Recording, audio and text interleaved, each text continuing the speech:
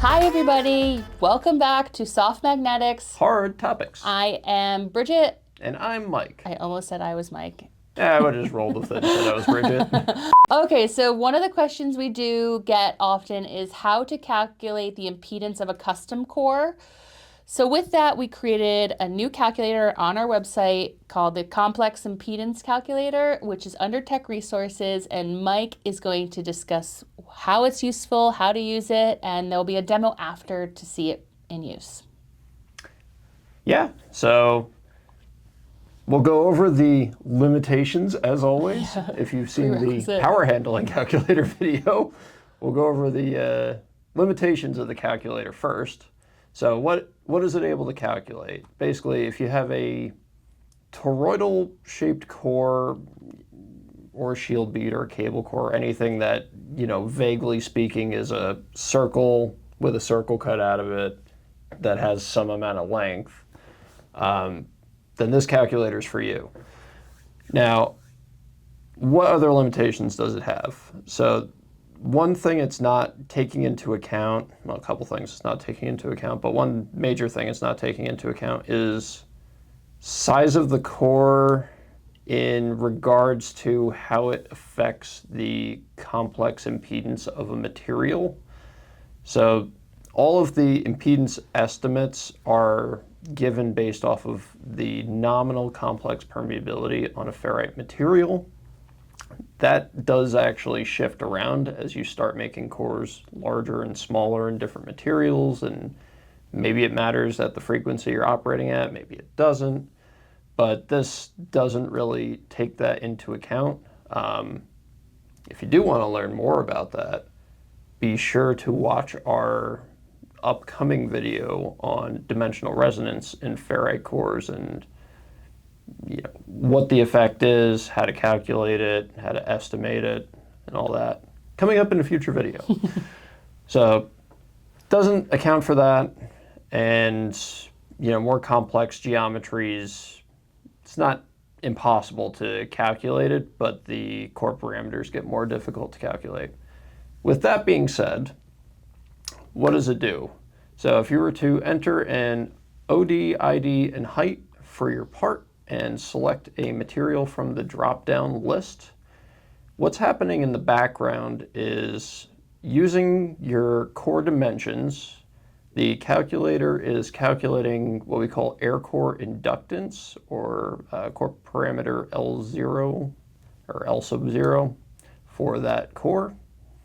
And we can then use that, and when you selected the material type that you want to calculate for, it's using the complex permeability, so the real and imaginary portions or reactive and resistive portions of the complex permeability of the material, along with your core constants that you entered, to calculate from that your impedance and phase angle, or impedance.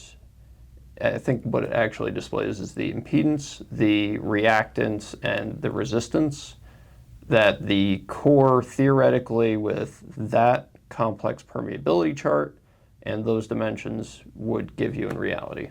We can do a little demo with a couple different materials. We'll link to that now. With the complex impedance calculator, it can be found on our calculator dashboard on the Fair-Rite website. To get here to this page, it's under Tech Resources, Fair-Rite Calculators, and then we have the individual calculators listed here, or if you want to see a comprehensive list, you can click on all calculators and it'll bring you to this dashboard. So the Complex Impedance Calculator, we discussed some of the operating principles of it, and let's just do a quick demo to see how it works. So start off by picking our material.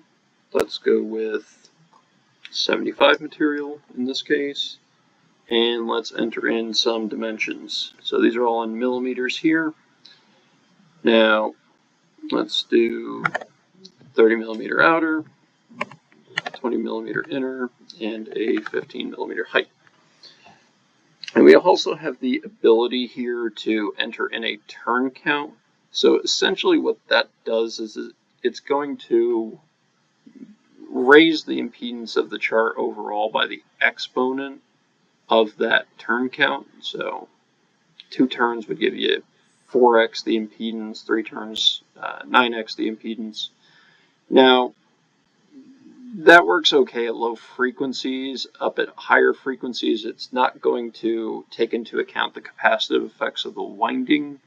So in practice, over some turn count, you're actually going to be shifting the resonant frequency lower and lower and lower as you increase that capacitive value.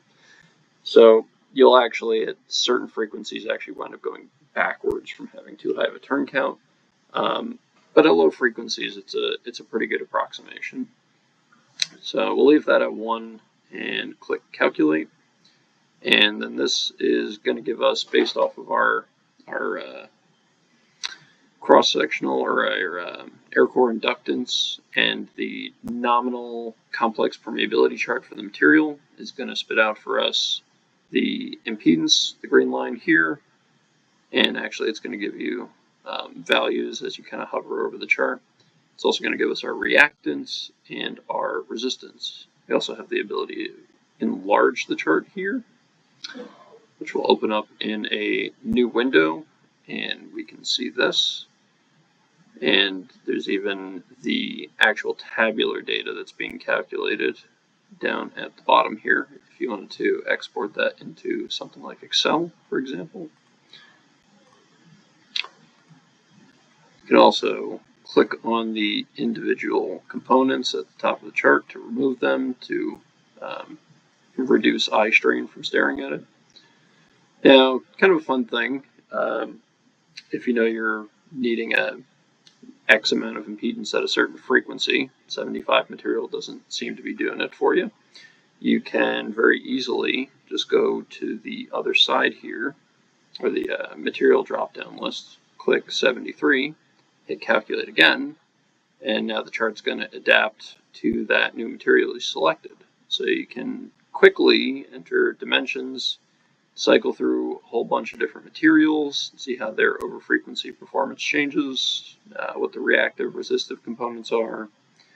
So pretty neat little tool. Again, it's an estimate. It's not 100% exact. It's not taking into account things like dimensional resonance. If you have turn counts up on there, it's not going to take into account the winding capacitance. But as a quick comparison tool, pretty handy. All right, thanks for joining. We hope you enjoyed the demo of the Complex Impedance Calculator. Like we said in the other video, me and Mike are going to be at the EMC SIPI show in Raleigh, North Carolina, so stop by the booth and maybe we can ask you a few questions for the podcast, but if not, comment on what you want us to cover next. And remember, impedance doesn't have to be that complex. Oh no. Goodbye. Bye.